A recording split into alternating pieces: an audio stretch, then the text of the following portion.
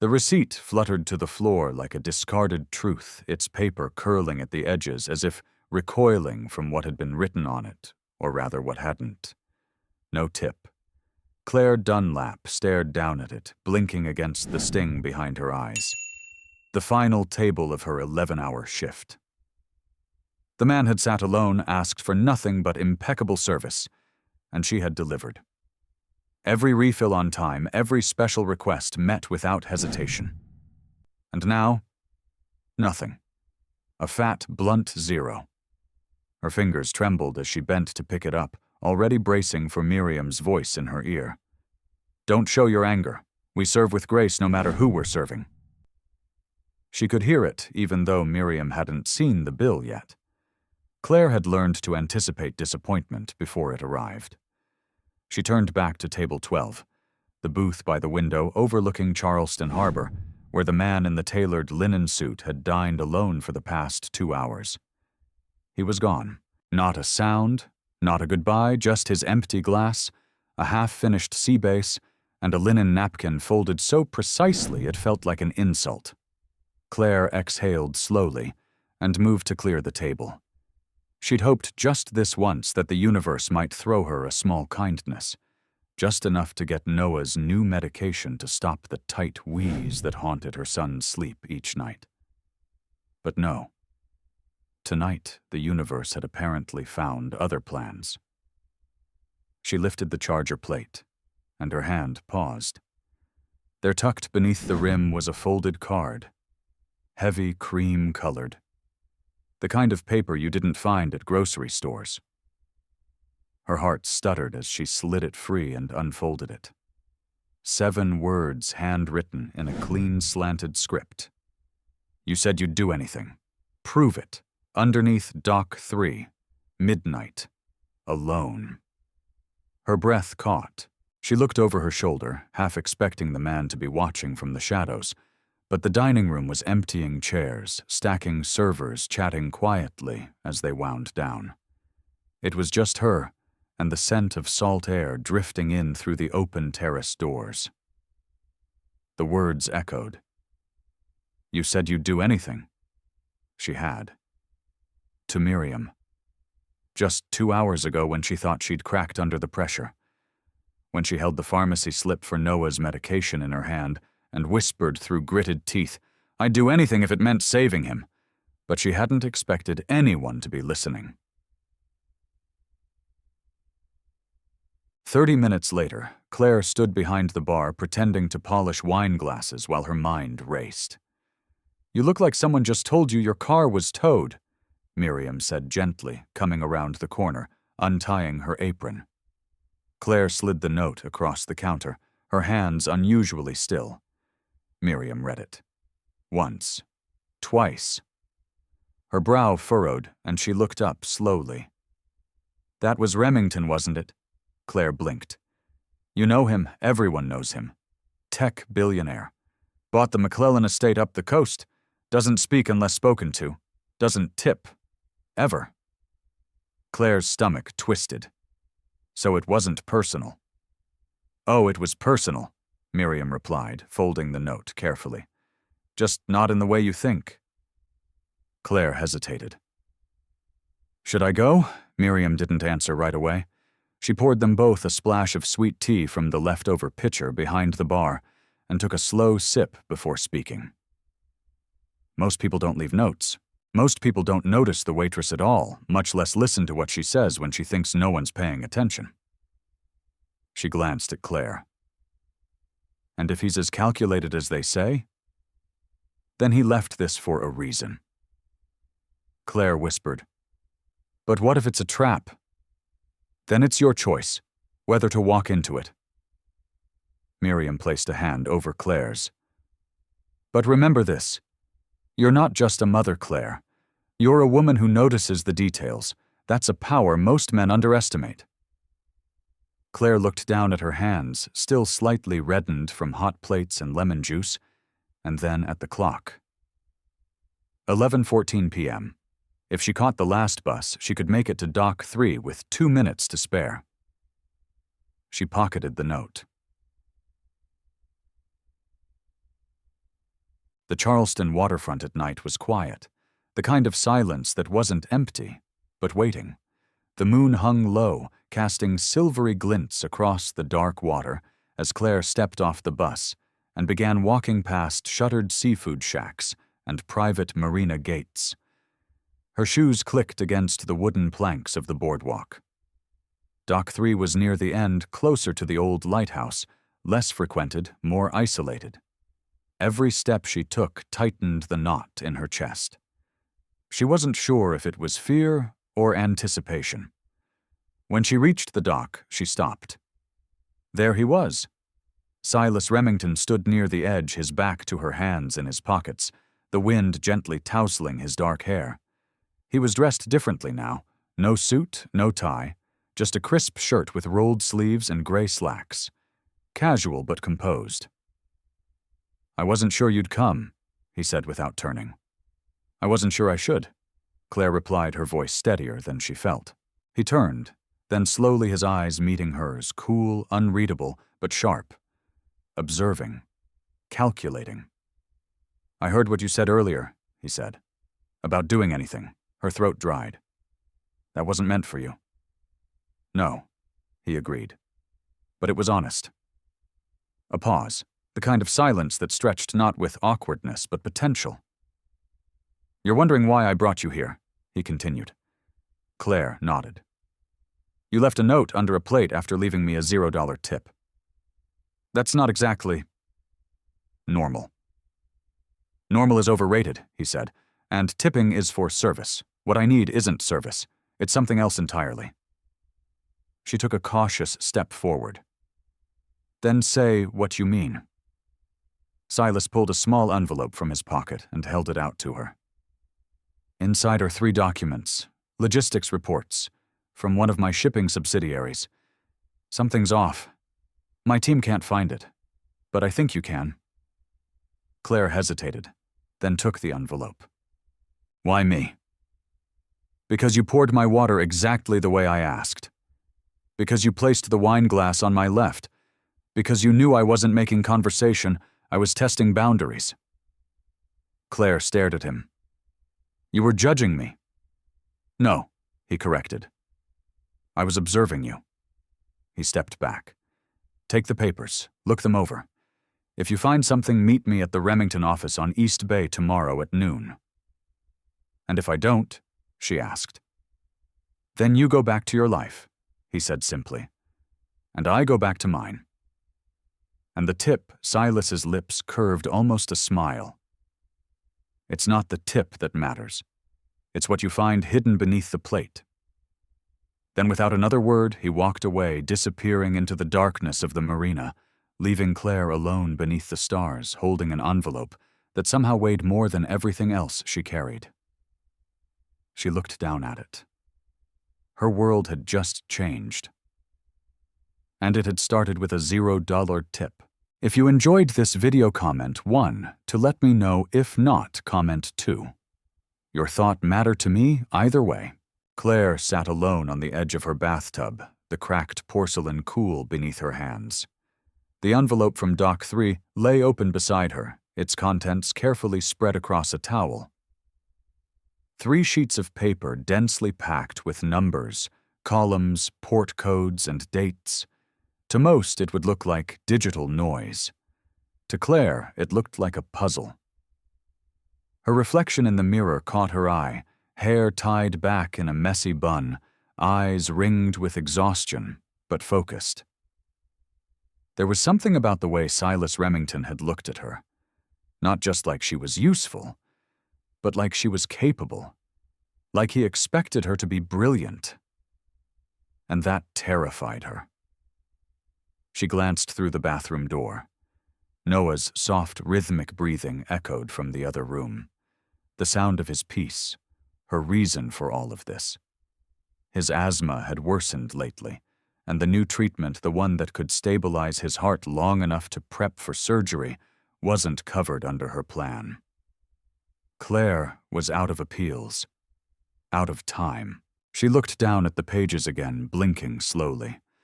"I don't need to be brilliant," she whispered to herself. "I just need to see what they missed." At the mariner's table the next morning, the scent of lemon and salt lingered in the air as Claire clocked in. She'd barely slept, her thoughts looping back to the numbers. Some containers arrived lighter than recorded. Others arrived on time but had odd timing inconsistencies. "You look like you slept with your eyes open," Miriam murmured, setting out water glasses. Claire tucked her apron tighter. "Is that your way of saying I look tired? It's my way of saying you look like a woman carrying a secret."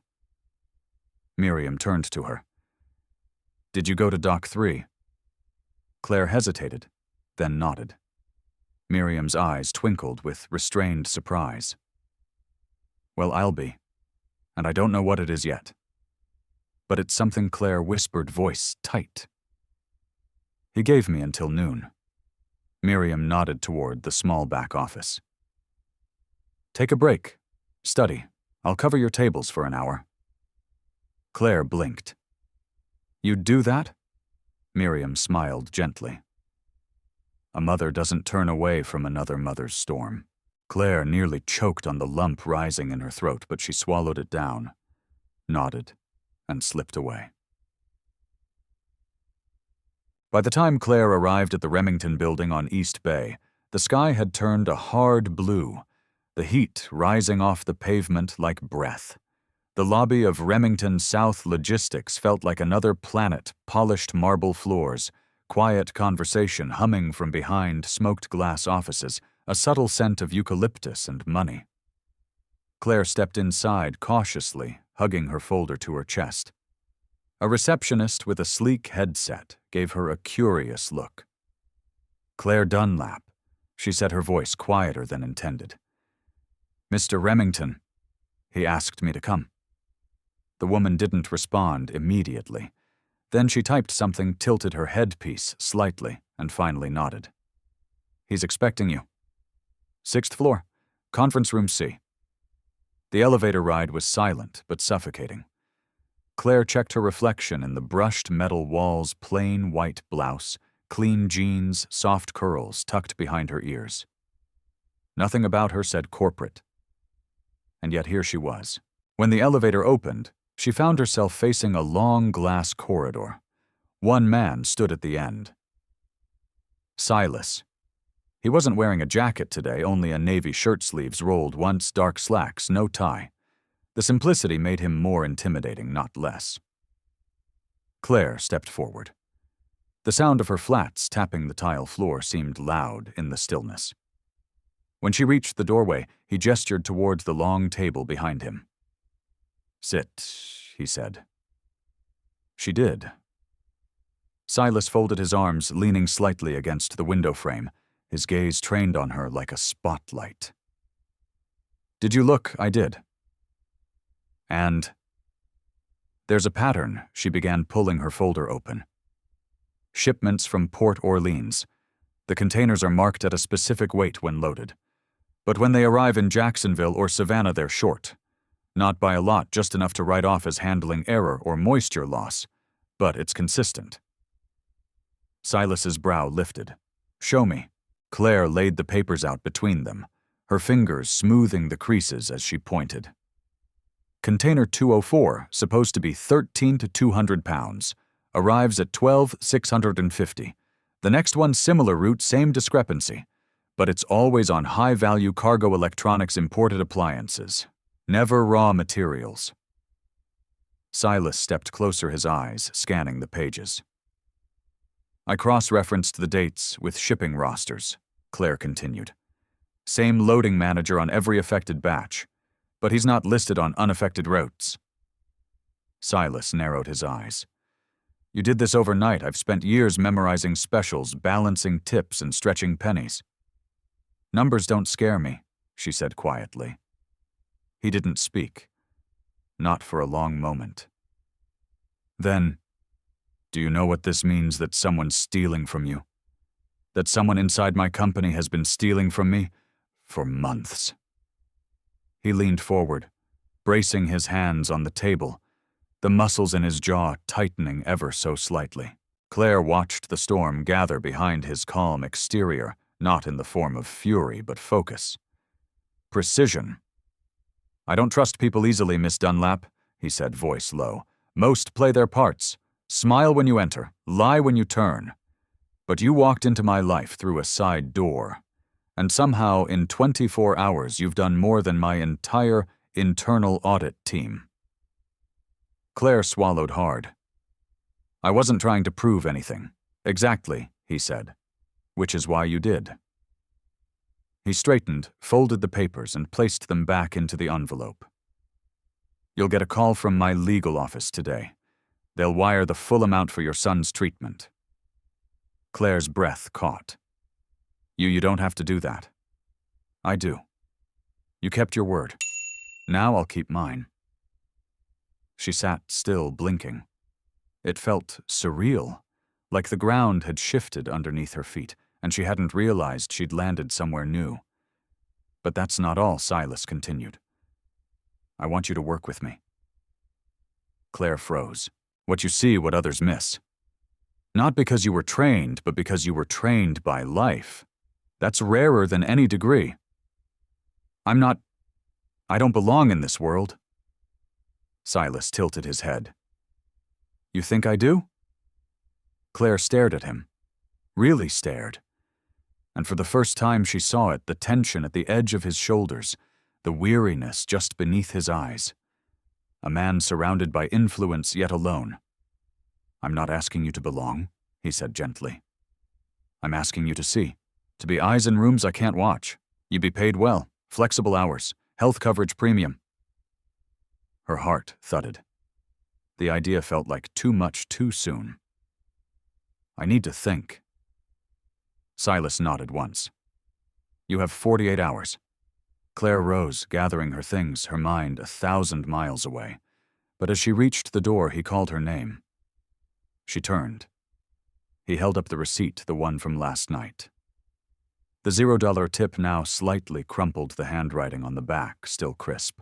I don't tip for service, he said, but I reward insight. Claire stared at the paper in his hand, and something inside her shifted. Not because of the money, but because for the first time someone wasn't just seeing what she did. They were seeing her. As she walked out into the Charleston sunlight, the weight of possibility hung heavier than the heat. She had a choice to make, one that could change everything, not just for Noah, but for herself. And this time, she wasn't walking away. Claire sat in the quiet of her living room, the faint buzz of her ceiling fan humming above, like a question she hadn't yet answered. The papers were gone back in Silas Remington's hands, but the weight of his words still lingered in the air. I want you to work with me. She had told herself she'd think it over, take the full 48 hours. But it had already burrowed under her skin, the possibility. The crack in the ceiling she'd stared at for the last 3 years had begun to look less like damage, and more like a skylight. From the other room, Noah let out a soft cough in his sleep. Claire stood quickly, padded over on bare feet, and leaned in close. His chest rose and fell steadily. The medication still helped for now, but time was narrowing like a closing doorway. The new round of treatments would buy them breathing room. Maybe more. She brushed a strand of hair off his forehead and whispered, You deserve the whole world, baby. I'm just trying to give you a corner of it. The knock on her front door came lightly, like hesitation. Claire blinked, startled, and tiptoed out of the room. She peeked through the window, and her heart jumped. Miriam. She opened the door to find the older woman holding a paper sack and a knowing smile. You weren't at your shift, Miriam said, pushing inside without waiting for an invitation. So I brought lemon pie and the gossip you missed. Claire raised an eyebrow. You brought gossip to my doorstep. You think lemon pie walks alone? Miriam shot back, already unpacking the dessert on the small kitchen counter. Now sit.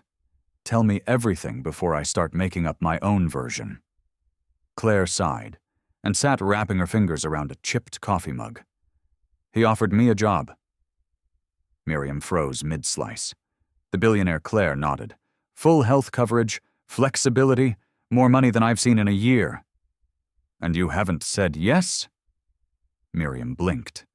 Why, because it's not just a job, Claire whispered.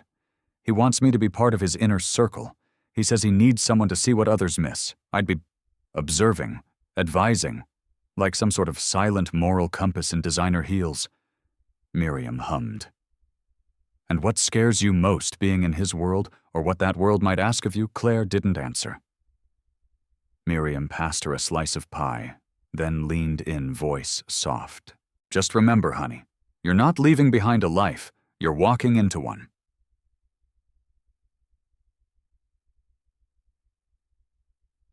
The next morning, Claire stood outside the Remington building once more, this time dressed with intention. Navy slacks, cream blouse, a blazer she hadn't worn since Noah's school registration interview. Her nerves pulsed in her palms. As she stepped inside, the receptionist greeted her not with confusion, but familiarity. Ms. Dunlap, Mr. Remington is expecting you. She was led not to a conference room this time, but to an elevator that required a security badge to access the top floor. Claire hesitated for a beat. Then the door opened, and she stepped inside. The top floor was silent, sunlit, and hushed like a museum. Offices lined the perimeter, but the corner belonged to Silas. She was guided to his door, then left alone. It was cracked open. She knocked softly. "It's Claire." "Come in," came his reply, smooth, even unreadable. She entered slowly. His office was minimal, precise. A dark walnut desk, 2 high-backed chairs, a wall of windows overlooking the harbor. Silas stood beside the window, his jacket draped over one arm, a tablet in hand. "You're early," he said, glancing up. "I don't like being late." A flicker of something approval maybe passed through his eyes. Claire stepped forward. "I've made my decision." He set the tablet down and turned to face her fully. "And I'll take the job, but on a few conditions." His brow lifted. "Conditions?" "Yes," Claire said, steadying her voice. "I work remote when I need to. I don't do personal errands. I observe and advise like you said, but I'm not a pawn." Silas was quiet, studying her as though she were the most complex line in a code. Finally he nodded. "Agreed." And she added, "Any suggestions I give you, hear them fully, even if they're hard." Another pause. "Then I wouldn't ask you to be anything less." Claire exhaled, tension easing from her shoulders. "Then, I'm in." Silas moved to the desk, opened a drawer, and pulled out a small folder. "This is your NDA, standard for all senior-level hires. You'll also receive access credentials, a company laptop, and a full benefits packet. HR will send a courier this afternoon." She reached for the folder, but his hand lingered over it for a moment too long. Their eyes met. "You're not what I expected," he said quietly. "I'm not trying to be." A ghost of a smile touched his lips, then vanished. As she turned to leave, Silas called after her. "One more thing." Claire paused. "There's a formal dinner this Friday," he said. "At my estate. Board members, investors. My sister Tessa will be there. I'd like you to attend." Claire blinked. To work, to listen, and to be seen. His tone softened. "You won't be introduced as staff. You'll be introduced as someone I trust." The words hit harder than she expected. "I'll need a dress," she murmured almost to herself. "I've arranged for a stylist to send options. They'll arrive at your apartment tomorrow." Claire laughed once. "You planned this." Silas's eyes glinted, unreadable. "I calculated the odds." She left the office with the folder in hand, the wind at her back, and a sensation she hadn't felt in years, like something was finally beginning. That evening, after tucking Noah in, Claire sat on the balcony of their apartment. The city hummed in the distance. The stars above were faint but present. She opened the NDA, scanned it briefly, then tucked it back into the folder. She wasn't worried about secrets. She had learned long ago that truth rarely shouted, it whispered, quietly, beneath the surface. And she had finally been given the chance to listen. From her pocket, she pulled out the original receipt, the one with the 0 tip. She smoothed the paper, her eyes landing on the handwriting beneath. "You said you'd do anything." "Prove it." She smiled. "Oh, I will," she whispered. The night wrapped around her like a promise. The story was only just beginning. If you enjoyed this video, comment 1 to let me know. If not, comment 2. Your thought mattered to me either way. Claire adjusted the neckline of her dress for the 3rd time, staring at her reflection in the full-length mirror. It wasn't that the dress didn't fit. It fit perfectly. Too perfectly, maybe. The satin hugged her shape like it had been sewn with her in mind, the color a deep emerald that brought out the flecks of green in her hazel eyes. It was elegant, understated, but not forgettable. And that's what worried her. The stylist had delivered 5 options. This was the one Claire had almost put back in the garment bag. It wasn't something she would have picked on her own. It said something without trying. It spoke of confidence she wasn't entirely sure she possessed. A knock at her bedroom door snapped her out of her thoughts. Mama Noah's voice, sleepy and small. Claire opened the door and knelt down. "Hey, sweetheart." Noah's eyes widened when he saw her. "You look like a princess." She laughed, heart squeezing. "Well, thank you, kind sir. Where are you going?" Claire smoothed his hair. "Just a dinner for work. I won't be late. You've got Miss Eleanor here with you, remember?" The older neighbor waved from the living room, already helping herself to the remote. Noah nodded slowly. "Will you tell me about it when you get back?" Claire smiled. Every detail. He reached out and gently touched the fabric of her dress. "You should wear this more. You look like you're about to do something important." Claire blinked. "Maybe I am." The Remington estate was perched on a bluff that overlooked the quiet, dark water of the Ashley River. The mansion itself wasn't ostentatious. It didn't scream for attention. It whispered wealth in every deliberate line, every perfectly lit path. Claire's heels crunched softly over the gravel as she approached the main doors. A valet opened it without a word, and she stepped inside. The first thing she noticed was the light. It bathed the marble floors in gold bouncing off crystal and polished wood. The second was the hush, the kind of controlled silence that only lived in rooms full of people who spoke in calculated tones and knew when to smile without sincerity. She was out of her element. And yet, somehow she didn't feel lost. A woman with dark hair and colder eyes approached with a practiced smile. "You must be Miss Dunlap." Claire nodded. "And you are Tessa Remington," she said, voice smooth like chilled wine. "Silas's sister." "Ah, I've heard of you," Claire replied. "I'm sure you have." Tessa's gaze traveled down Claire's dress, a flicker of something unreadable passing over her face. "Silas mentioned you'd be joining us. I was curious to see what kind of woman captures his attention these days." Claire raised an eyebrow. "I'm here for business, not attention." Tessa's smile didn't reach her eyes. "Of course." Before Claire could respond, Silas appeared beside them, dressed in a sharp black tux, his presence grounding like gravity. "Claire," he said, nodding slightly. "You're right on time." Tessa's eyes slid to her brother. "Always punctual, this one.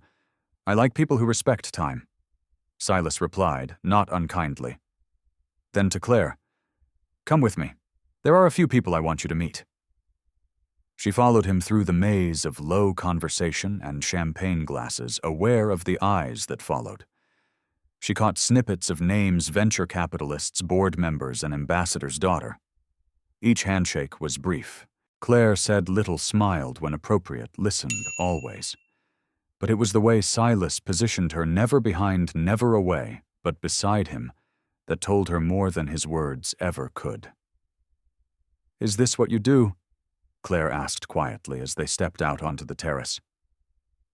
"Surround yourself with people who measure value by stock indexes and square footage." Silas's lips curved slightly. "Not all of them. Just the ones who think they can influence my decisions. And me." He looked at her then, long enough that she had to glance away. "You're the anomaly," he said. The breeze lifted a strand of her hair, and for a moment the noise from inside faded.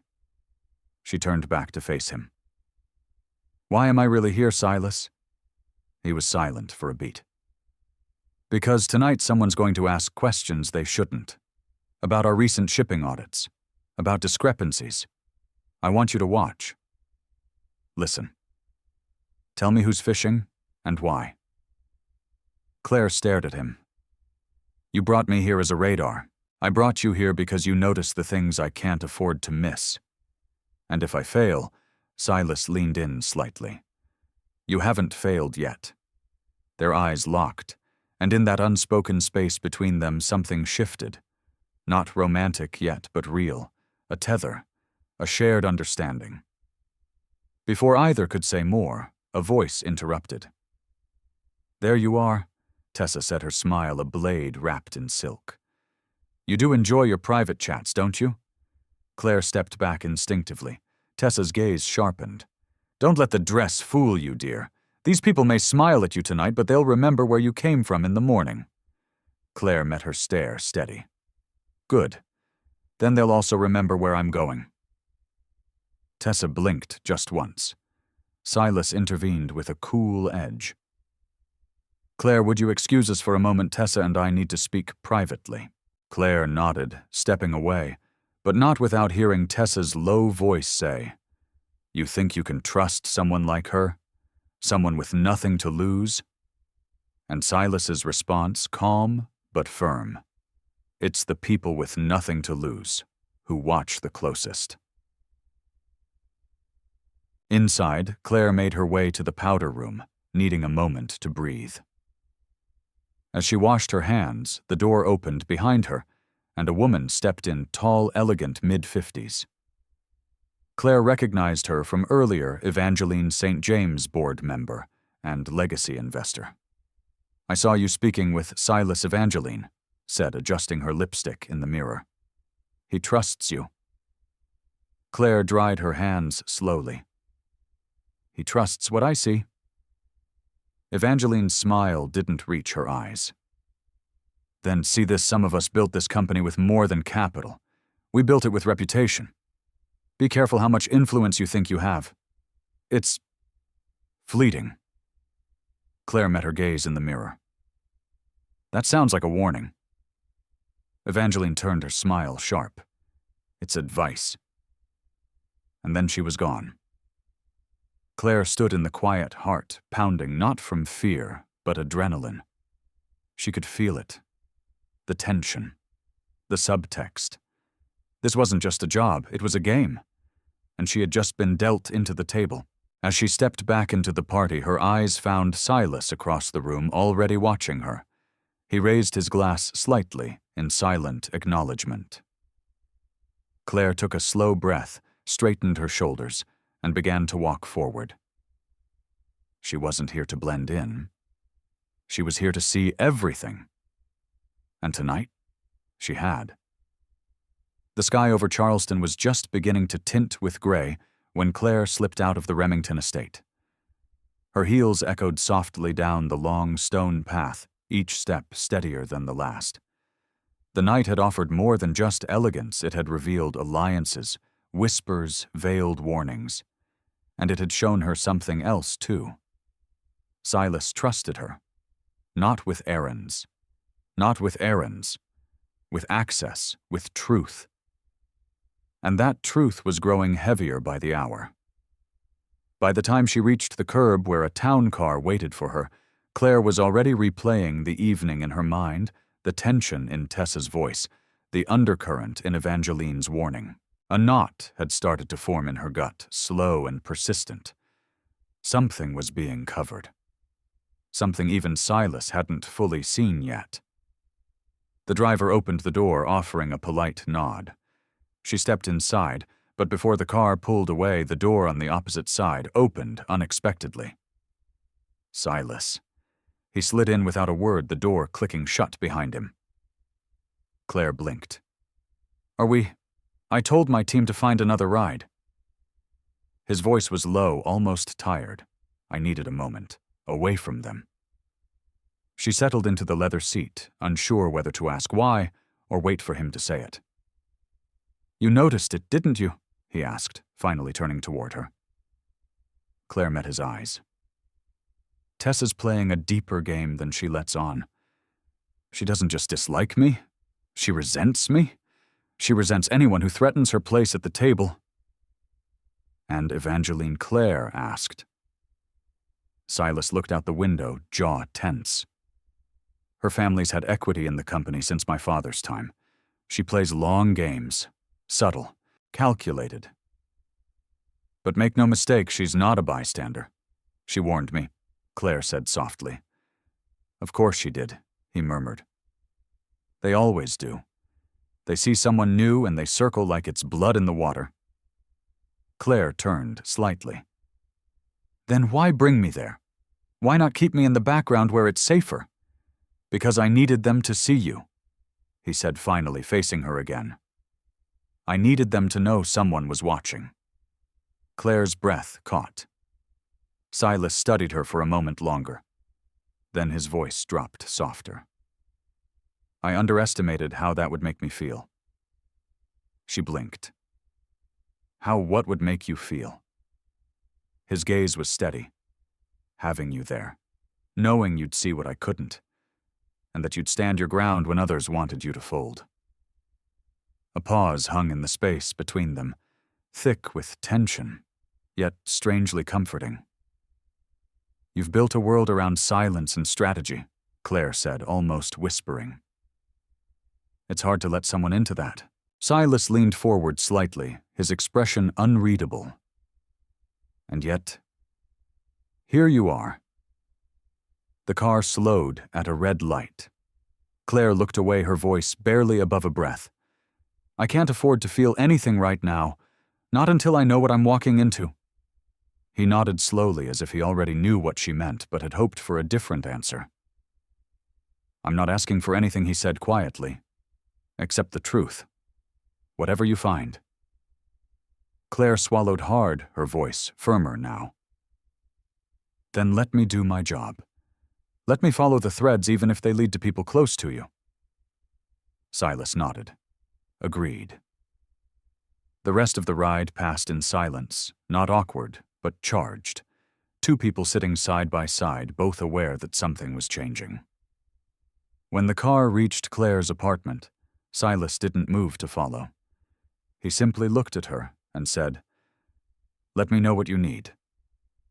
Claire stepped out the weight of that offer, echoing louder than any embrace.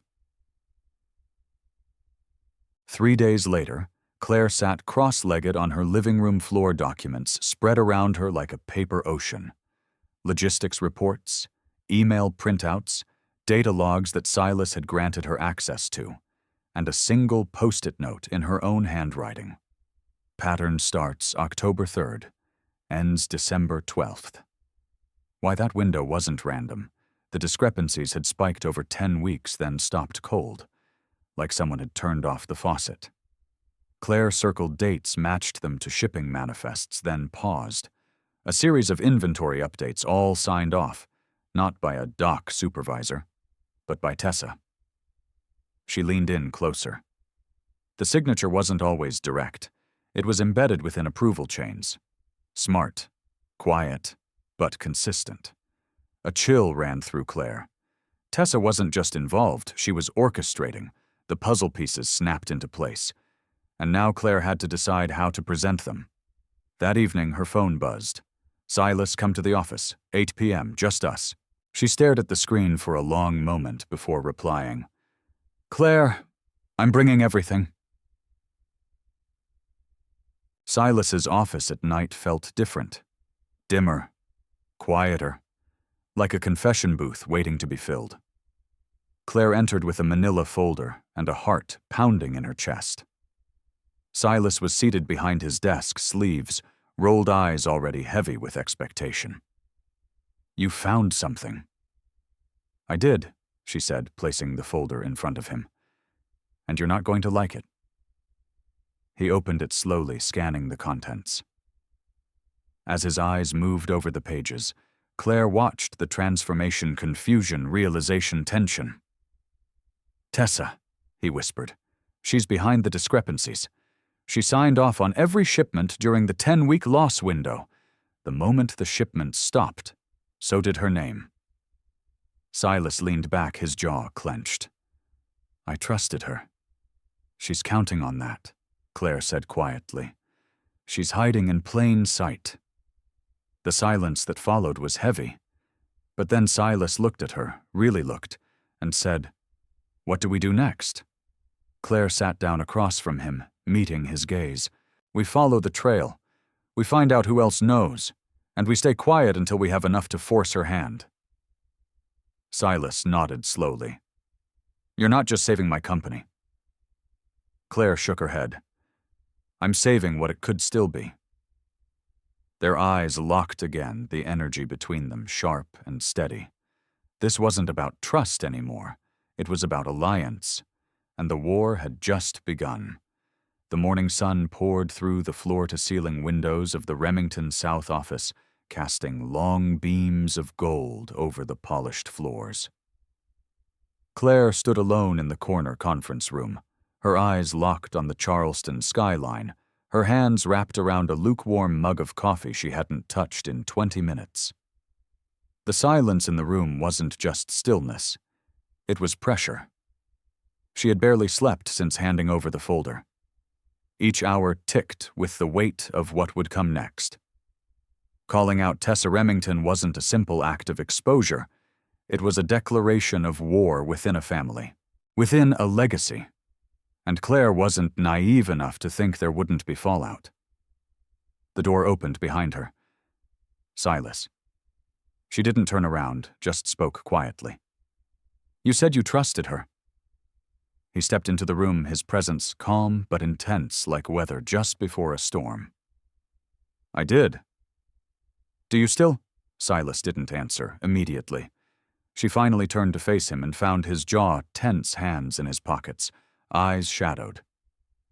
She raised me, he said, voice low.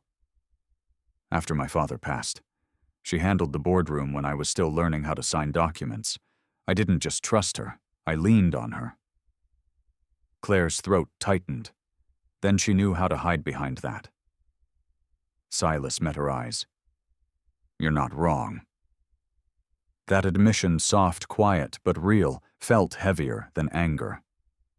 He moved to the table, laying out a digital tablet. I had legal comb through the audit trail again. Your research holds up. They found further inconsistencies tied to a shell entity we didn't catch. Guess whose name is tied to the incorporation documents? Claire crossed her arms. Tessa, he nodded. But we still can't confront her. Not without leverage. Then we get it, Claire said, stepping forward. Whatever it takes. Silas looked at her with something new in his gaze, something cautious but quietly impressed.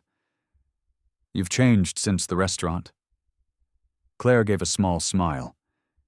You handed me a puzzle and a purpose. It turns out I needed both. Their eyes lingered again, longer this time. She saw something behind his cool demeanor. Weariness, yes. But also, gratitude. I want you in every meeting from now on, he said. Not as an observer, as a strategist. Claire blinked. People will talk. They already are, Silas replied. Let them. Her heart thudded a little harder. It wasn't flirtation.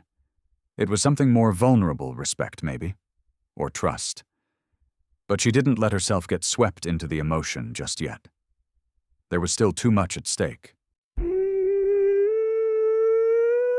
Later that afternoon, Claire sat in the company archives, an underground floor of digitized records and old contracts hidden beneath the sleek face of the building above. She scrolled through invoices and bored minutes, searching for patterns. Halfway through a 2019 freight ledger, something jumped out. A name. Rex Moore. It appeared on an outdated subcontractor log linked to one of the diverted shipments. Not a direct employee, not a vendor. Something in between.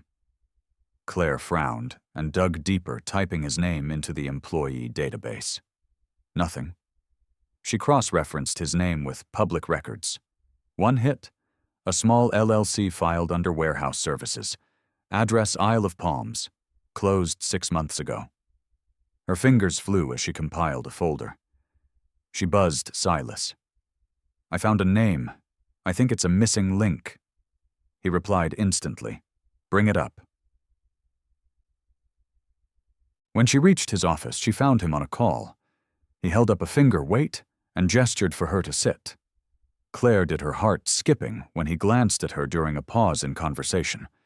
His eyes said, "I'm listening," even as his voice stayed locked in a corporate tone. 10 minutes later, the call ended. He leaned forward. "Talk to me." She handed over the file. Rex Moore. He's not on the payroll, but he appears in 2 shell contracts, both tied to Tessa's approval chain. His company handled off-site inspections. Temporarily, but only for the duration of the missing inventory window. Silas scanned the screen. And now he's gone. Business closed. No forwarding address. But I did find a payment log. The last deposit came from a Remington account 2 weeks before the losses stopped. Silas's expression darkened. So he was the cleaner. Claire nodded. "If we find him, we can prove everything." Silas leaned back, his fingers steepled beneath his chin. "I have someone who can run a trace, quietly. No internal teams. Do you trust them?" He met her eyes. "Only as much as I trust anyone." Claire exhaled. "Then let's move fast. If Tessa realizes we're closing in, she'll bury the rest of the trail," Silas finished. The silence between them swelled again, but this time it carried urgency, not doubt. Claire rose. "I'll keep digging. There's got to be more." Before she could turn to go, Silas stood as well. "Claire." She paused. "Are you afraid?" he asked. She turned to face him. "Yes. But fear is just proof that what I'm doing matters." He nodded slowly. "You're extraordinary." The words weren't dramatic. They weren't wrapped in flirtation, but they landed like thunder. Claire felt her breath hitch, then steady. She didn't speak, just met his gaze one last time, then turned and walked out. Her heart was pounding, but her purpose was louder. And now, the clock was ticking. The morning after discovering Rex Moore's name, Claire stood at her kitchen counter stirring sugar into her coffee, while her mind ran laps. The sun barely kissed the tops of Charleston's historic rooftops, but she had already been up for hours. She couldn't sleep. Every time she closed her eyes, she saw numbers, patterns, names, and Silas's face half in shadow, half illuminated by the glow of his office lamp. "You're extraordinary." The words had lodged in her chest like a warm stone. They weren't romantic, not exactly, but they weren't impersonal either. They made her feel seen more deeply than she'd expected, more deeply than she'd allowed anyone to see her since her life fell apart. She turned as Noah shuffled into the room, rubbing his eyes and dragging his worn blanket behind him. "Hey, love bug," she smiled, crouching down to hug him. "You sleep okay?" He nodded into her shoulder.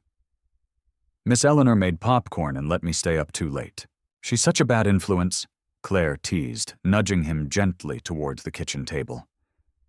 "You want oatmeal or eggs oatmeal, with brown sugar and a little cinnamon, like how Daddy used to make it." The words caught Claire off guard. It had been over 3 years since Noah's father walked out. No goodbyes, no explanations, just an echoing absence that Claire had patched over with bedtime stories and stability. But even still, he lived in Noah's memory, soft and shiny, like something distant. "Coming right up," she said, masking the ache. As she moved through the morning routine, packing Noah's bag, checking his medicine, tying his shoes, her phone buzzed on the counter. "Silas, need you in the office by 10. We've got a lead." Her pulse jumped. She kissed Noah's head, handed Miss Eleanor the backup inhaler, and dashed out the door with 1,000 thoughts firing behind her eyes. Claire entered the Remington building to find the atmosphere subtly different. Tighter, quieter, as if the walls themselves were listening now. She stepped off the elevator and found Silas already waiting by the reception area outside his office jacket, off sleeves rolled, phone in hand. "You found him?" she asked. He nodded. Rex Moore resurfaced. He used a company card in Savannah yesterday afternoon, somewhere just outside the Port District. Claire's brows lifted. "He's running. He's hiding." "There's a difference," Silas said. "And if he's using company money, it means he thinks he's still protected," by Tessa, Claire added. "Exactly." He motioned for her to follow him inside, closing the door behind them. "I've arranged a meeting. Discreet." He agreed, but he doesn't know who's showing up. Claire blinked. "You want me to go?" Silas paused. "I want us both to go. Together. He's more likely to talk if you're there. You're not corporate. You're not threatening." Claire folded her arms. "You think I'm not threatening?" He smiled just barely. "You're strategic. That's different." She hesitated. "What do we want from him? A name. A timeline. Anything that proves Tessa was involved beyond speculation. And if he doesn't talk," Silas met her gaze, serious now. "He will." By noon, they were in Savannah, sitting across from Rex Moore in a dusty corner booth at a seafood restaurant that looked like it hadn't updated its decor since 1997. The blinds were half closed. The waitress poured tea and disappeared without a word. Rex was older than Claire expected. Early 60s maybe, with deep lines around his mouth and a nervous twitch in his left hand. He looked like someone who'd once worn expensive watches and now pawned them for rent. He stared at Silas. "I didn't think you'd show up yourself." "I wanted to look you in the eye," Silas said evenly. Claire watched Rex flinch. "I'm not the bad guy here," Rex muttered. "No one said you were," Claire said gently. "But we need the truth." Rex looked at her surprised. He tilted his head. "You're the new one." "The waitress. Former waitress," she said. "Now I'm the one putting pieces together." He glanced between them, nervous. "Tessa said this was all above board. Extra inventory. Offload logistics. Just temporary." Claire leaned in. "But the money wasn't temporary, was it?" Rex's jaw tightened. "You were paid to sign off," she continued. "On false reports. You didn't ask questions because the paychecks kept coming. But now that they've stopped..." "I've got nothing left," he whispered, eyes shining. "She cut me off." Silas's voice was calm but icy. "You were used. Now you can either keep covering for her and go down with her or help us stop her." Rex shook his head slowly. "You don't know what she's capable of." Claire leaned in. "We're starting to." He looked at her for a long moment, then finally reached into his coat pocket and pulled out a flash drive. He slid it across the table. "What's on this?" Silas asked. "Records, emails, account transfers. Everything she didn't want on company servers. I was the middleman." Claire picked up the drive carefully, heart racing. "Why keep it? Because I always knew one day I'd need leverage." Silas exhaled slowly, tension in his shoulders releasing just a notch. You did the right thing. Rex laughed bitterly. Too late for that. Claire stood. Maybe. But not too late to do something right. On the drive back, Claire stared out the window, the flash drive gripped tightly in her hand. Silas drove in silence, focused, his jaw set like granite. After a while, he spoke. You didn't have to come. Yes, I did. Why? She turned to him, voice quiet but firm. Because I believe in seeing things through. Silas glanced at her. Even when they get dangerous, Claire nodded. Especially then. For a moment, the weight of everything between them hovered, unspoken but undeniable. You know, he said, his voice softer now, you have a way of reminding me why I started all of this. Claire tilted her head. What do you mean? He paused, then said, Because somewhere along the way I forgot that companies are built on people, not spreadsheets. You brought that back. The silence that followed was full of emotion neither of them dared name yet. But Claire felt it, and somewhere deep in her chest. She knew he felt it too. Rain pattered gently against the tall glass windows of Silas's office as the city turned dusky in late afternoon light. Claire sat at the edge of the conference table, the flash drive still clutched in her palm like it was too important to trust to a desk. The room was quiet, but charged like every second ticked with the weight of what they were about to uncover. Silas leaned over his laptop, inserting the drive with careful precision, his movements slow and deliberate. Claire watched the screen light up folders populating one by one, each one marked with innocuous names, masking the gravity of what they held. Let's open them all, she said, rising to stand beside him. Silas nodded, the only sound in the room, now the low hum of the computer and the rain outside. One by one they opened spreadsheets, scanned PDF attachments, and sifted through email chains. And then they found it. An email thread between Tessa and someone named Myers, most likely an alias, but the content was damning. Embedded was a conversation string that outlined offshore wire transfers, pricing manipulation on cargo manifests, and the use of dummy accounts to move funds through contracted shell companies.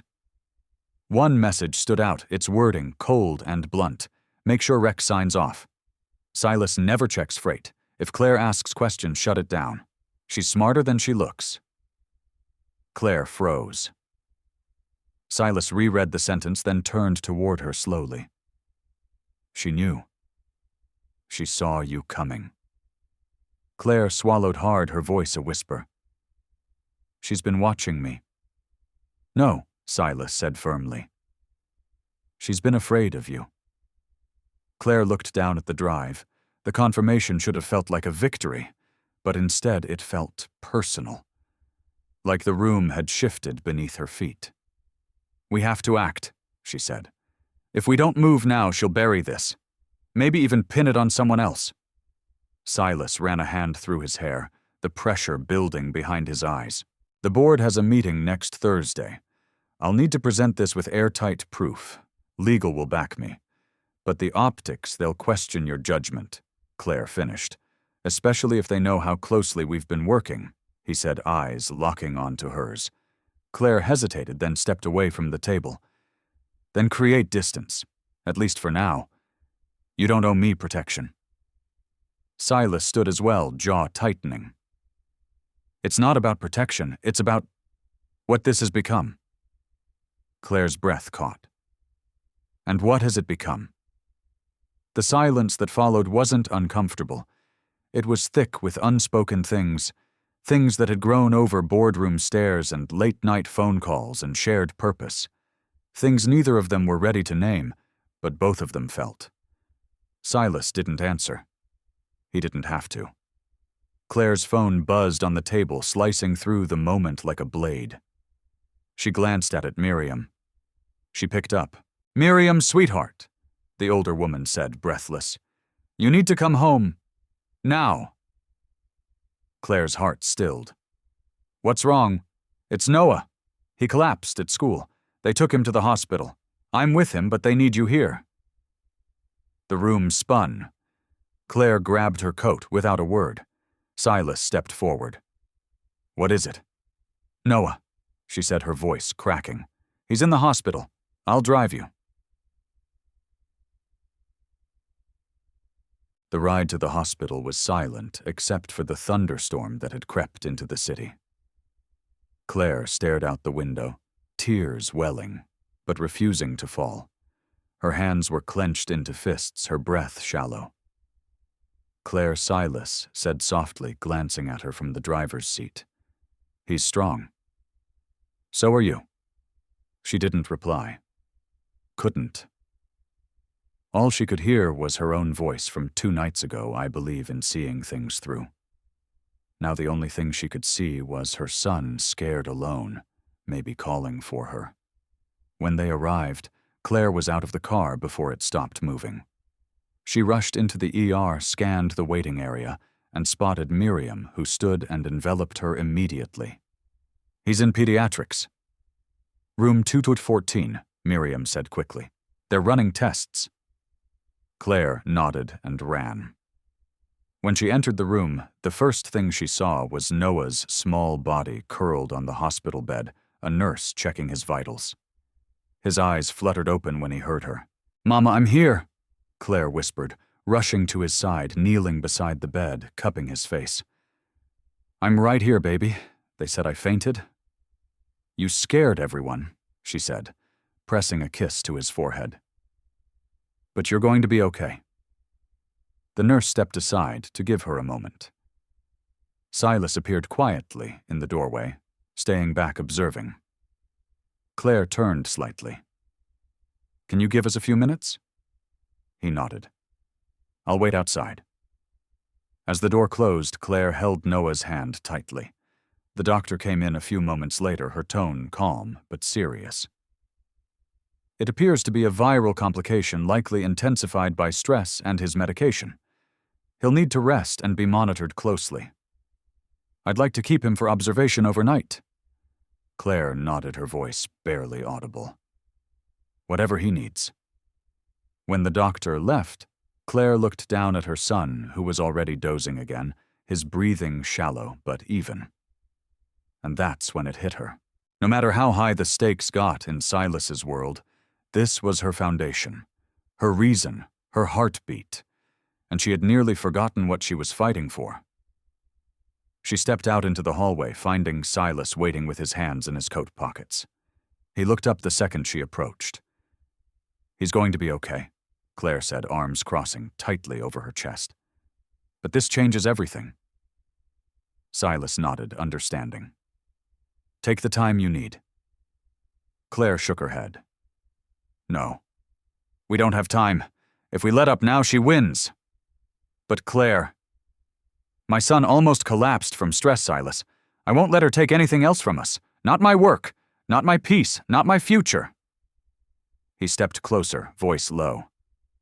"Then let's bring her down." Their eyes met, fierce, tired, resolute. And in that moment, Claire realized something. She wasn't the same woman who'd waited tables 3 weeks ago. She was a mother, a strategist, a threat. And no one, not even Tessa Remington, was ready for her. Noah slept peacefully under a blanket printed with cartoon whales, his tiny chest rising and falling with soft, steady breaths. Claire sat beside his hospital bed, her fingers laced with his. The beep of the heart monitor was strangely calming now, each sound a rhythmic reminder that he was safe, that he was still here. But her mind couldn't rest. The storm outside had passed, leaving behind a wet, gleaming city. Charleston looked quiet, but Claire knew better. Inside the walls of Remington South, another kind of storm was building, one that threatened to shatter more than just reputations. She brushed a curl from Noah's forehead, her heart aching. He looked so small in that oversized bed, too young to carry the weight of her ambition, her secrets.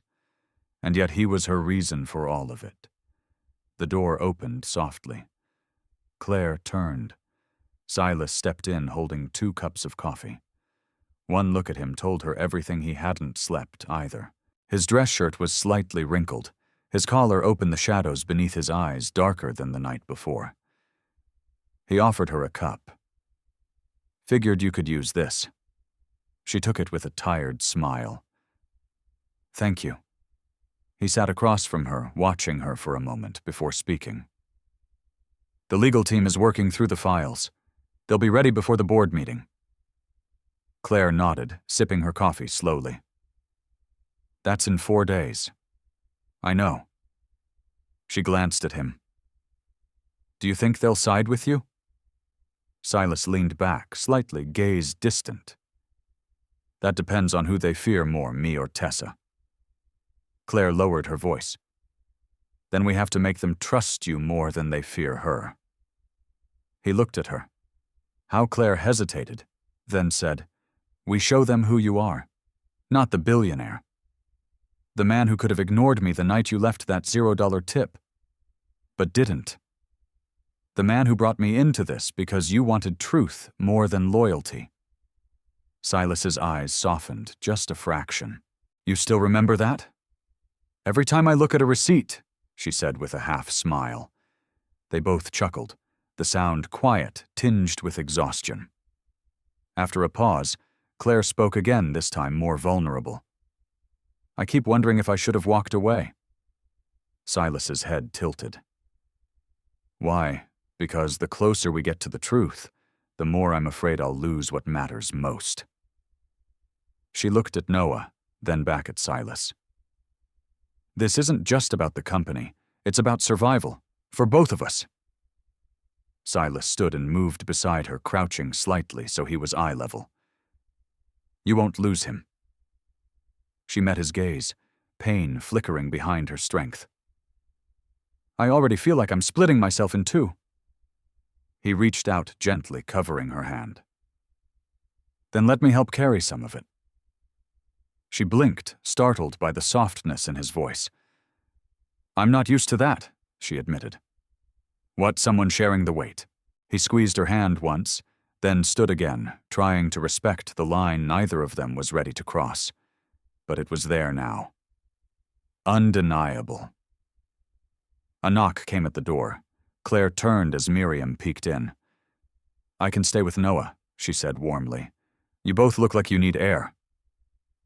Claire hesitated, but Miriam gave her a knowing look, the kind that said, Go. You're allowed. Claire rose, glanced at Silas, and nodded once. They walked along the hospital's rooftop garden in silence, the city sprawled out beneath them like a painting come to life. The scent of jasmine lingered in the air, mixing with damp earth and distant ocean. I didn't plan for any of this, Claire said softly, leaning against the railing. Neither did I, Silas replied, standing beside her. She looked at him, expression unreadable. I thought I'd just serve you dinner and forget your face by morning. I thought I'd forget the waitress who didn't flinch when I left no tip. A faint smile tugged at her lips. Yet, here we are. Here we are, he echoed. Claire's tone turned cautious. You know this is temporary, right? What is this connection? When the board meeting is over, when Tess is exposed, when things go back to normal. Silas turned to face her, his voice steady. I don't think normal is something either of us fits into anymore. She opened her mouth to respond, but her words caught. Claire, he said gently, I'm not asking for promises. I just want to know if this, whatever this is, means something to you. She looked up at him, eyes shimmering with emotion. It does, but I'm terrified of what it might cost. Then let's take it one day at a time. Silas said, his voice softer now. No pressure, no labels, just honesty. Claire nodded slowly, swallowing the lump in her throat. Okay. They stood in silence again, the wind wrapping around them like a secret, pulling them closer in a way neither could deny. Then Claire's phone buzzed. She checked it. A new email from an anonymous address. Subject, "You're getting too close. Walk away." Attached was a photo. Of her. Taken just this morning outside the hospital. Her blood turned to ice. Silas stepped closer. "What is it?" She turned the screen to him, her voice hollow. "We're being watched." Silas took the phone, reading the message, jaw tightening. "They know we're coming." Claire looked out at the horizon, the storm clouds gathering once again in the distance. "They're scared," she said. Silas nodded. "And that means we're finally getting somewhere." But Claire couldn't shake the feeling that the closer they got to the truth, the more dangerous it would become. Not just for them, but for everyone they cared about. The morning after the anonymous threat, Claire stood in front of the mirror, smoothing the soft navy blouse that draped over her shoulders. Her eyes were tired, her jaw set. Behind her, Noah slept in their apartment's guest room, released from the hospital, but still fragile both in body and spirit. She didn't want to leave him. But today wasn't a day to hide. She tucked the phone in her purse, the message still unread again, its presence a stone in her stomach. Someone was watching. Someone close enough to take that photo. And that meant the walls were tighter than they thought. Silas was waiting downstairs. He looked like he hadn't slept either. His eyes tracked her the moment she stepped out of the building. He didn't ask if she was ready. He knew she wasn't. But she got in the car anyway. Neither of them spoke until they hit the interstate. "We need to talk about security," Silas said finally, eyes still on the road. Claire crossed her arms. "You think they're following me? I think they want you scared," he replied. "And that's just as dangerous." She stared out the window. Charleston's skyline a silhouette in the morning light. Well, it worked. Silas didn't argue. "We'll tighten things. I'll have Miriam help with Noah during the day." Claire exhaled her voice, lower. "This isn't just a corporate scandal anymore." "No," he agreed. It never really was. They pulled into the Remington South Underground lot. 2 security officers were stationed at the entrance. Now new faces, sharp eyes. As they entered the executive floor, Claire felt it immediately. Tension. Eyes followed her down the corridor. Whispers buzzed behind closed doors. Even the receptionist at Silas's office looked up with an expression that said, "Things have changed." Inside, a storm was brewing. Dawson Reese stood at the window, arms folded. Tessa sat on the leather bench near the conference table, calm and calculating. A few board members' faces Claire recognized from photos were gathered in a half circle, quiet and watchful. Silas closed the door behind them with an audible click. "Something you want to explain?" Cousin Tessa's voice was sugar-laced with venom. Rogue investigations, leaked documents, and now company security being rerouted without board approval. Claire stood a step behind Silas, but held her chin high. "I was hoping we could have this conversation privately," Silas replied coolly. Tessa gestured dramatically. "Oh, forgive me, I didn't realize your latest hire came with board-level clearance." "She's not just a hire," Silas said. "She's the reason we've uncovered a multi-million-dollar diversion scheme, one that points back to shell companies you personally authorized." Gasps whispered around the room. Tessa's smile didn't fade. "How convenient. An accusation with no proof," she said sweetly. Claire stepped forward, placing a folder on the table. "We have proof. Digital transfers, emails, even witness testimony." Tessa didn't even glance at it. "From who, a warehouse manager, a ghost employee, please?" Silas's voice cut through. "From Rex Moore. And unless you'd like this evidence presented in court, I'd suggest you start explaining why your name is on offshore accounts, linked to fraudulent invoices. Tessa's eyes narrowed. You don't have the board. You don't have the votes. Silas walked to the head of the room, addressing the others.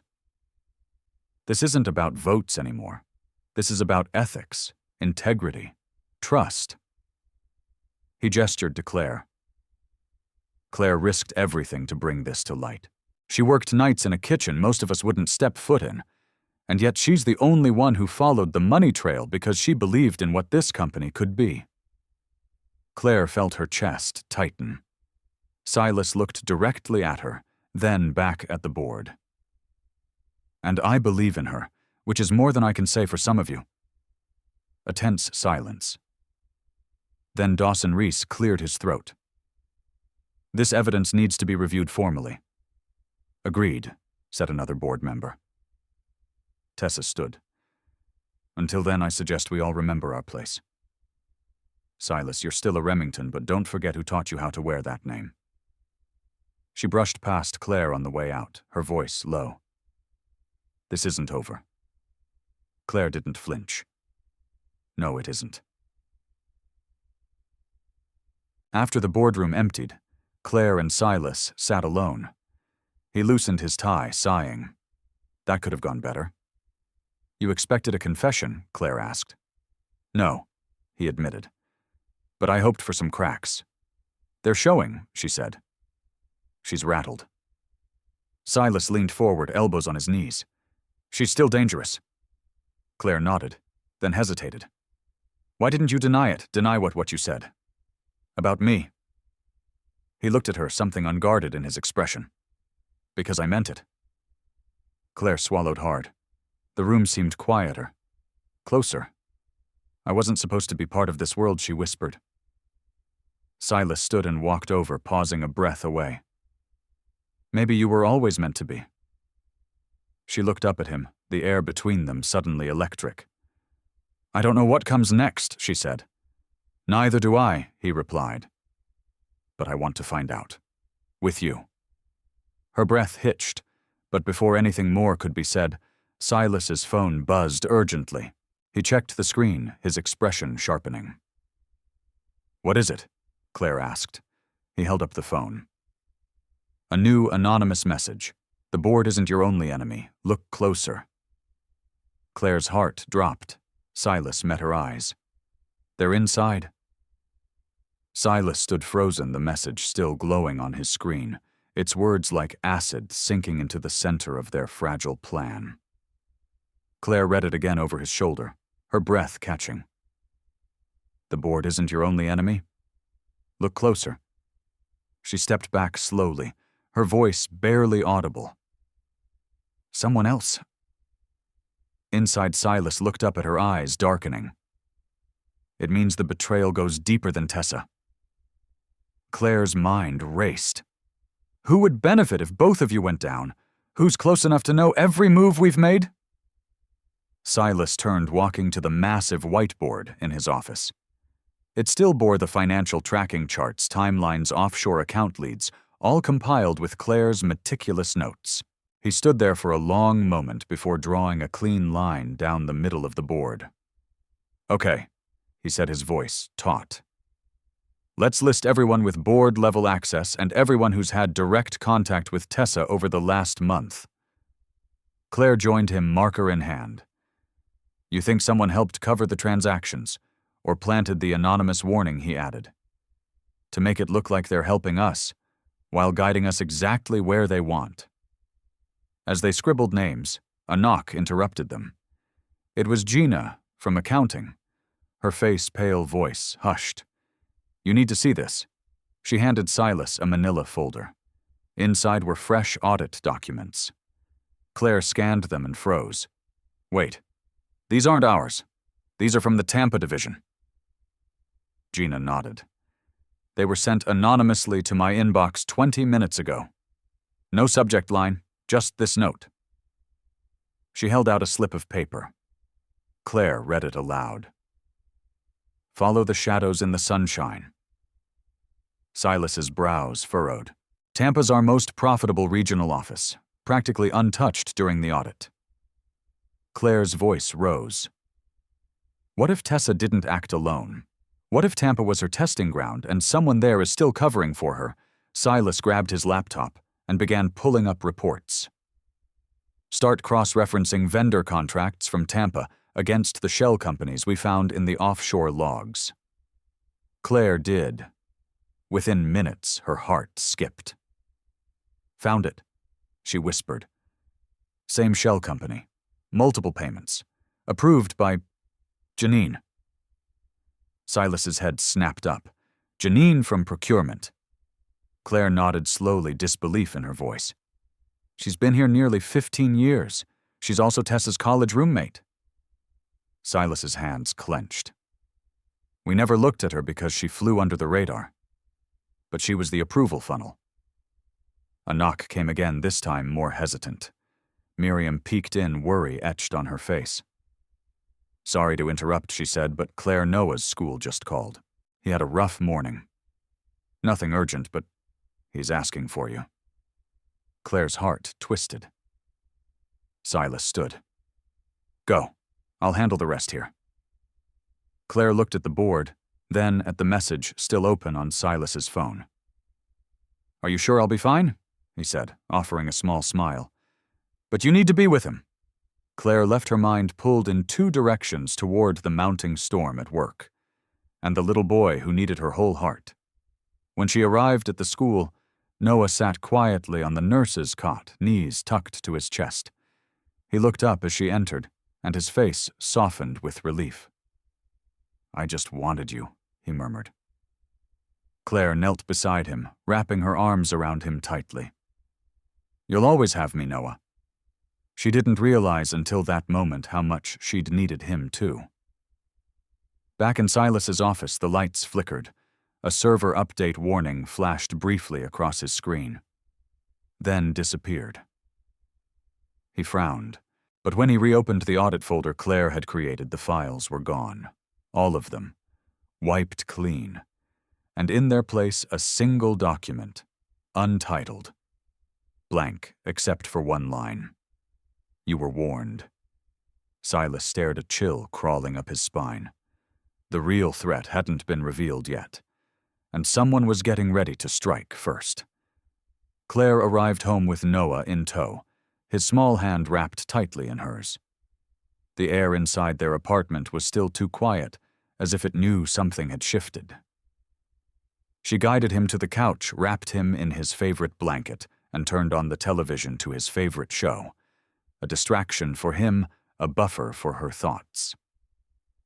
She paced the kitchen, her fingers tightening around her phone. No reply from Silas. She called again. No answer. A voice inside her whispered that something was wrong. Silas wouldn't just disappear.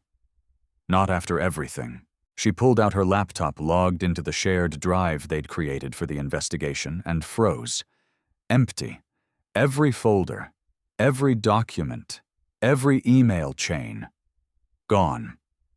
Her heart sank. Her fingers moved fast, checking backups, alternate logins, even hidden caches. But it was all the same. Wiped. Someone had scrubbed the drive clean. She reached for her phone again and dialed Miriam. Miriam, Claire said, trying to keep the tremor out of her voice. Have you heard from Silas? There was a pause. No, honey. Why, something's off. The files are gone. He's not answering. I'll check around, Miriam said. You stay put. I'll call you if I hear anything. Claire hung up and stared at her laptop. The message from earlier played in her mind on a loop. You were warned. She looked over at Noah, who had fallen asleep on the couch, his breathing soft and steady. For a moment, she allowed herself to feel the warmth of that sight. Her boy. Safe. Here. But Silas wasn't, and the board meeting was 2 days away. She opened her browser, searching archived versions of the Remington South network. She hadn't told Silas, but she'd mirrored the audit data to an encrypted cloud location just in case. She logged in. A breath escaped her lungs in relief. The files were there. They weren't safe, but they weren't lost. And suddenly an idea flickered in her mind. A way to force the board to pay attention, to expose what Tessa and maybe Janine were trying to bury. But she'd need help. She dialed Dawson Reese. He picked up after 2 rings. Claire Dawson. I need 5 minutes, not as a rival, not as an assistant, as someone who wants to save this company. A beat of silence. I'm listening. Claire met her reflection in the microwave door, her own eyes sharp, clear.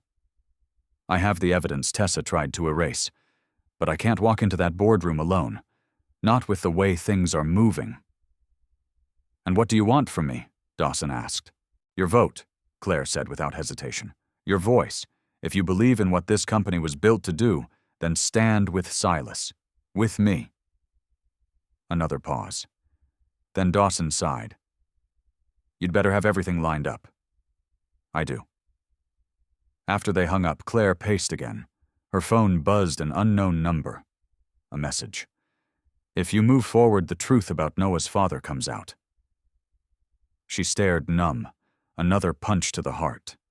Her secrets weren't secrets anymore. Noah's father, absent by choice, gone for good, was a wound she'd buried deep. One she'd never spoken of, not even to Silas. She'd built her world without him.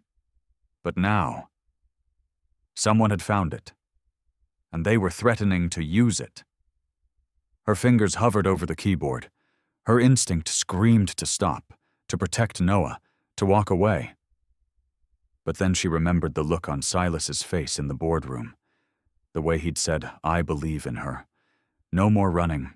Claire backed up. Every file wrote out a clean summary, included the screenshots of Tessa's involvement, the false invoices, Janine's connections, and finally, the photograph.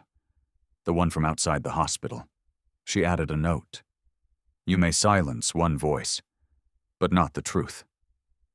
Then she hit send, to every board member, to Silas, to Dawson, to herself. Her phone buzzed seconds later. Silas, she answered breathlessly. Where were you? I had to run a trace, he said, voice tense. The files disappeared on my end. Someone used internal admin access, from Janine's ID. Claire closed her eyes. I have backups. I sent everything to the board, including Dawson. Silas was quiet for a long moment. Then, you shouldn't have done that alone. I wasn't alone, she said softly. You were right here, every step. Another silence, but this one felt warmer. I owe you dinner after this, Silas said, a tired smile in his voice. Claire allowed herself a breath. Make it a table with a view. Deal. Then just before the line went quiet, he added, we bring this home tomorrow. Claire looked out the window, the city bathed in golden dusk, and whispered, we do. The boardroom felt colder than usual. Claire stepped inside slowly, her heels tapping softly against the polished floors. A long, rectangular table stretched before her, lined with 10 board members, their expressions unreadable. At the head sat Tessa Remington, poised, perfectly styled, and absolutely still. Silas wasn't there yet. Claire's heart beat faster. She smoothed her blouse, exhaled softly, and stepped to the side, standing near the presentation screen where her carefully prepared files were ready to be shared. She glanced around the room. Dawson gave her a nod. So did 2 others. Small signs, but enough to mean she wasn't walking into this completely alone. Then the door opened. Silas entered calm, collected, but his eyes found hers, instantly locking in a quiet understanding. Whatever was about to happen, they'd face it together. He moved to his seat at the table without saying a word. Tessa leaned back in her chair, voice smooth as silk. Shall we begin? Claire stepped forward. Thank you, members of the board. I appreciate your time. No one interrupted. Good. She tapped the remote in her hand. The first slide appeared on the screen, clean charts, color-coded payment trails, company names connected to shell entities, routing transfers out of Tampa. Her voice steady, Claire began. These transfers span over 18 months, all approved using access codes belonging to senior procurement staff, filtered through a falsified vendor matrix tied to subsidiaries created under Remington South's expansion plan. A murmur rose around the table. Tessa remained silent. Claire continued. What you're seeing here is not conjecture. It's data, reconciled against company financial logs, time-stamped approvals, and mirrored from a secure backup system after the originals were mysteriously deleted. Her gaze lingered on Tessa, who raised a brow but still didn't speak. Claire changed the slide. Janine's approval stamp appeared across multiple contracts. And this, Claire said, is the key funnel, a name that most of you know. Trusted, long-standing, which is why no one thought to look closer. Now Tessa stood. Are you implying I orchestrated fraud through my former college roommate Claire didn't flinch? No. I'm showing you that there's a pattern, that your name is listed on 4 LLC filings traced directly back to offshore accounts, matching the exact amounts funneled out of Tampa's budget. Tessa turned to the board. This is a desperate attempt by Silas to retain control, using a waitress he promoted through pity. Silas finally spoke, voice quiet but firm. No, I brought Claire in because I knew something was wrong. And she proved it with work no one else dared to do. She didn't ask for power. She asked for the truth. Tessa's voice sharpened. She's not one of us. Claire met her gaze. No, I'm not. I didn't come from legacy or privilege. I came from the kitchen downstairs, from night shifts and hospital visits. But that's why I saw what others missed. Because I wasn't distracted by loyalty, I was focused on facts. She tapped the remote again. The screen went black. Then a final file opened a photo of the note left on her hospital room door. Gasps filled the room. Claire's voice dropped. And when this evidence couldn't be discredited, I was threatened. Not with lawsuits, with my son. That changed the room. Every face looked up. Even Tessa shifted. Silas stood now beside Claire. We don't just have a corruption issue. We have a culture problem. One that allows threats, cover-ups, and intimidation to go unchecked. He turned to the board. But we have a choice. Right now, to make this right. Tessa's face flushed, but her smile returned. Even if this were true, and it isn't, you have no formal vote. The board needs a 2/3 majority. Then Dawson Reese stood. I've seen the files, he said. I've seen the data, the patterns, the arrogance it took to think no one would ever dig deep enough. He looked at Tessa. I abstain from protecting you any longer. 3 more board members followed. Tessa's confident posture faltered. Silas looked around. Then we vote, a beat. Then hands rose, one by one. Claire held her breath. 7, 8, 9. Silas's eyes met hers. 10. The motion passed. Tessa's seat was revoked. Claire stood still, almost trembling, her breath shallow. It was over. Tessa turned sharply and walked out without a word. The room stayed quiet until Silas stepped toward Claire. You did it, he said gently. Claire looked at him, eyes misted. No, we did. For the first time in what felt like forever, she allowed herself to smile. Not the smile of politeness or professionalism. A real one. Silas took her hand in his, not in victory, but in quiet solidarity. Together they'd fought the shadows. And the sun was finally breaking through. The sun dipped low over Charleston, casting golden light through the floor-to-ceiling windows of the Remington South office. Claire stood alone in the boardroom, now the room emptied of the voices and tension that had flooded it hours earlier. She gazed at the city, the late autumn glow warm against the glass, and let herself breathe deep, unguarded, and full. It was done. Tessa was out. The board had voted with integrity, the documents were secure, and for the first time in months, Claire wasn't running toward or away from anything. She was simply standing still. Claire. She turned to see Silas leaning against the doorway, loosened tie around his neck blazer over one shoulder. He looked at her like he was seeing her for the first time all over again. "You're still here," he said gently. "I didn't want to leave just yet," she replied. "It feels strange to walk away from the storm so fast." He nodded and stepped into the room, letting the door shut softly behind him. "Then don't," he said. "Not until you're ready." She smiled faintly, then tilted her head toward the cityscape. "I remember the first night I stood here. Felt like I didn't belong. Like I was trespassing in someone else's world." And now he asked, moving beside her. She looked at him, then out again. "Now I wonder if I was always meant to find this place. To find all of this the hard way." Silas's voice softened.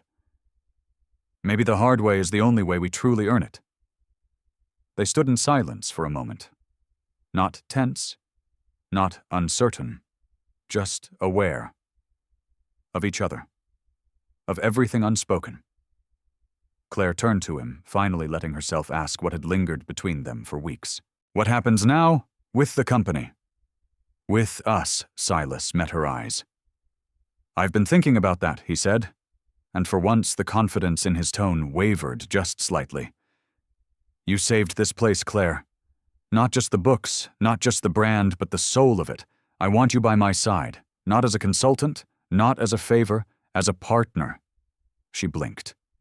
"Partner in leadership, in rebuilding, in shaping what this company stands for. You've got the vision, the fire, and the heart. I trust you." Her heart thudded. "And us." His eyes searched hers. "That's the part I haven't figured out how to ask. Not in boardrooms or email chains, but right now here off the record." He stepped a little closer. "I want to know where this he motioned between them goes next." Claire swallowed hard. The part of her that had been cautious, that had kept a wall around her heart since the moment Noah's father walked away, stirred. But this was different. Silas had seen her at her weakest, had trusted her when it cost him everything, had stood beside her when most would have walked away. "I don't know where it goes," she whispered, "but I want to find out too." Silas smiled. Not the polished smile of the billionaire, the real one, the rare one. "Then let's find out together." They lingered there, close but not rushed, the quiet between them filled with warmth instead of fear. Then her phone buzzed. Claire glanced at it. Noah's name lit up the screen. FaceTime request blinking. She answered with a smile. "Hi, sweetheart," she said, stepping away just slightly, but not too far. Mom Noah beamed from Miriam's kitchen. "Guess what, Ms. Miriam let me have 2 scoops of ice cream because today's a big deal day." Claire laughed. "She's not wrong." "Did you fix the company?" he asked earnestly. She exchanged a glance with Silas and smiled. "Yeah, buddy. We did." Noah's face brightened. "Then can we celebrate tomorrow like real pancakes in cartoons?" Claire nodded. "Absolutely. It's a date." She hung up and turned back to Silas, her face softer. "Come on," he said, offering his arm. "Let's get out of here. There's a rooftop bar with your name on it, and a city we finally get to enjoy instead of save." Claire took his arm, a small laugh escaping her lips. "You always know how to time your charm, don't you?" He grinned. "Only when it counts." As they walked out of the boardroom, the doors shut behind them quietly, but with finality. The storm had passed, and the horizon at last looked wide open. The scent of coffee mingled with the soft sound of laughter as sunlight poured through the windows of the mariner's table.